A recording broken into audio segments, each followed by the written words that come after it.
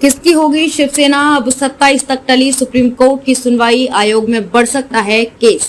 महाराष्ट्र में मुख्यमंत्री एकनाथ शिंदे बनाम शिवसेना प्रमुख उद्धव ठाकरे की जंग के लिए 27 सितंबर अहम दिन साबित हो सकता है।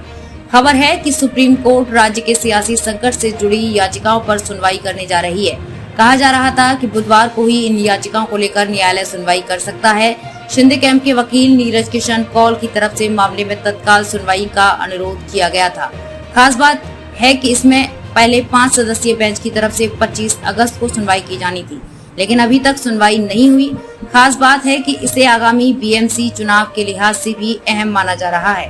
वहीं शिवसेना में दशहरा रैली को लेकर भी रार जारी है। अब विस्तार से समझते हैं कि महाराष्ट्र की राजनीति में कौन सी विवाद जारी है।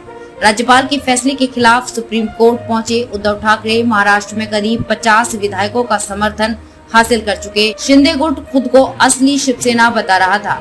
इसके बाद ठाकरे के नेतृत्व वाले समूह ने शीर्ष न्यायालय का रुख किया, जहां राज्यपाल भगत सिंह कोश्यारी की तरफ से शिंदे को सरकार के लिए बुलाए जाने के फैसले को चुनौती दी गई।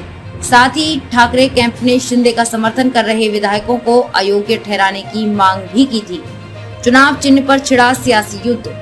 शिंदे कैंप की तरफ से असली शिवसेना की मान्यता पाने के लिए आवेदन किया गया था। इस पर शीर्ष न्यायालय ने भारत निर्वाचन आयोग को पत्र भेजकर आवेदन पर फैसले नहीं करने के आदेश दिए थे। साथ ही कोर्ट ने मामले को 25 अगस्त को सुनवाई के लिए संवैधानिक बेंच के पास भेज दिया था। याचिका पर याचिका और अयोग्यता की तलवार। सियासी विवाद को कानून तरीके से जीतने के लिए शिवसेना के 2 गुटों की तरफ से कई याचिकाएं दायर की गयी। इस दौरान शिंदे कैंप ने भी 16 विधायकों के खिलाफ जारी अयोग्यता के नोटिस को भी चुनौती दी थी। हालांकि एपेक्स कोर्ट ने 27 जून को शिंदे समूह को नोटिस का जवाब देने के लिए अंतरिम राहत दी थी। महाराष्ट्र विधानसभा में स्पीकर ने शिंदे समूह के सदस्य को शिवसेना के व्हिप के रूप में मान्यता दे दी थी। बाद में ठाकरे कैंप की तरफ से इसे लेकर सवाल उठाए गए। ग्रुप का कहना था कि नए नियुक्त स्पीकर के पास शिंदे की तरफ से नामित शख्स को व्हिप के रूप में मान्यता देने का अधिकार नहीं है, क्योंकि उद्धव ठाकरे अभी भी शिवसेना के प्रमुख हैं। अब दशहरा रैली पर विवाद जारी। हाल ही में शिंदे कैंप की तरफ से शिवाजी पार्क में दशहरा रैली की बात कही गई थी। इस पर शिवसेना ने सुप्रीम कोर्ट जाने की धमकी दे दी थी।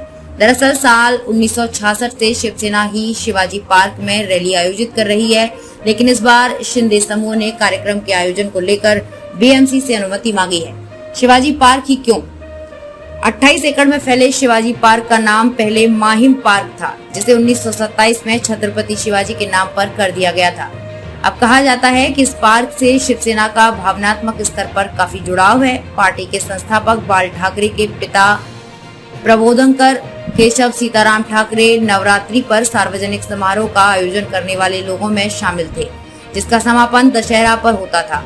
साल 2010 में दशहरा रैली में ही आदित्य ठाकरे को युवा सेना के प्रमुख के तौर पर राजनीति में उतारा गया था।